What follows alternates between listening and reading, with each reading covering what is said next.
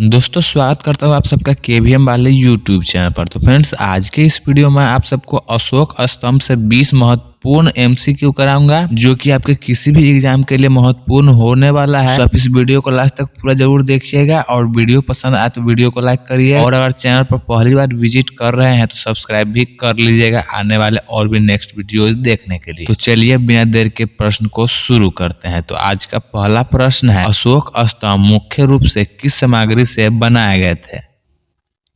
तो इस प्रश्न का सही उत्तर हो जाता है ऑप्शन नंबर बी, बलुआ पत्थर। बलुआ पत्थर से ही अशोक स्तंभ को मुख्य रूप से बनाया गया था। उसके बाद अगला प्रश्न है प्रश्न संख्या 2, सबसे प्रसिद्ध अशोक स्तंभ कहाँ स्थित है?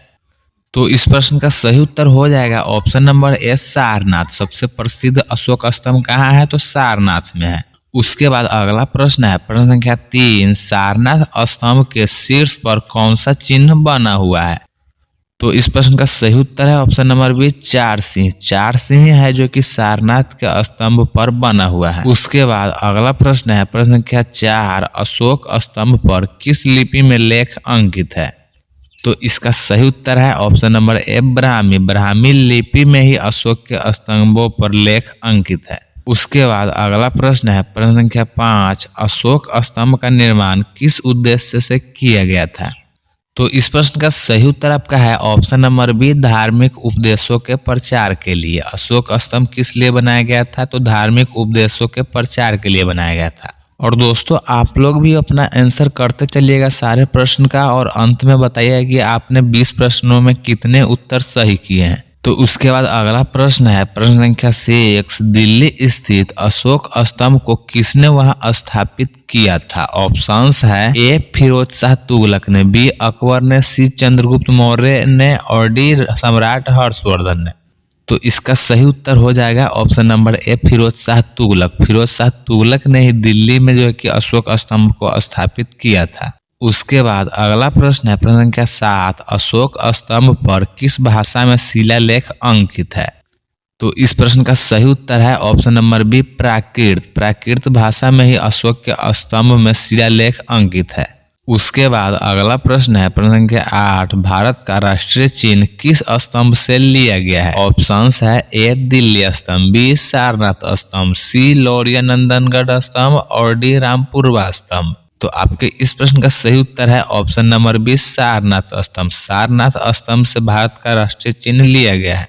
उसके बाद अगला प्रश्न है प्रश्न संख्या 9, किस स्तंभ पर अशोक द्वारा बौद्ध धर्म अपनाने का उल्लेख मिलता है?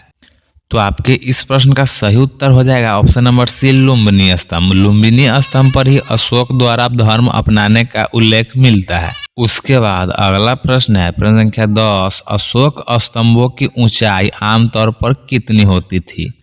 तो इसका सही उत्तर हो जाएगा ऑप्शन नंबर बी, 10 से 15 मीटर। अशोक स्तंभ की आमतौर पर ऊंचाई कितनी होती थी? तो 10 से 15 मीटर हुआ करता था। उसके बाद अगला प्रश्न है प्रश्न संख्या 11, अशोक स्तंभ को किस वंश के शासक ने बनवाया था?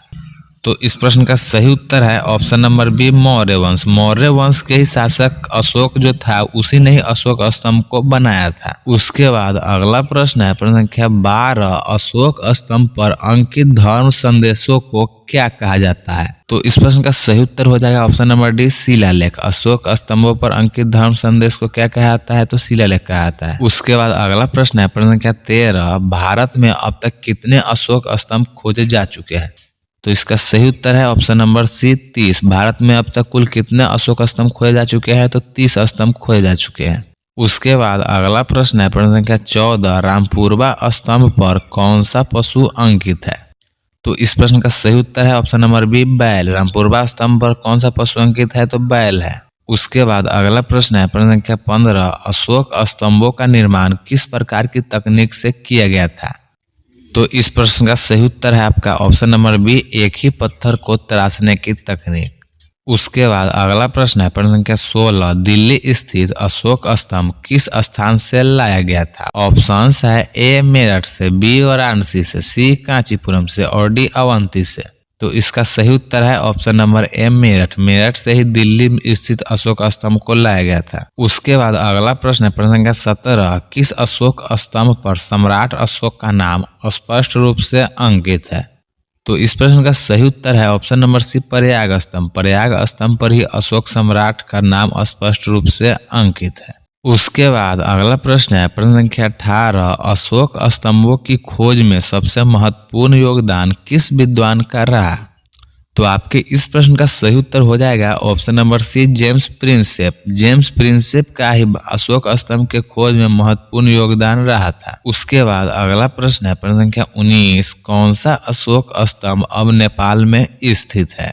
तो इस प्रश्न का सही उत्तर है ऑप्शन नंबर बी, लुम्बिनी स्तंभ। लुम्बिनी स्तंभ ही है जो अब नेपाल में स्थित है। उसके बाद आज का अंतिम प्रश्न है प्रश्न संख्या 20, सारनाथ अशोक स्तंभ के शीर्ष को किस रूप में संरक्षित किया गया है?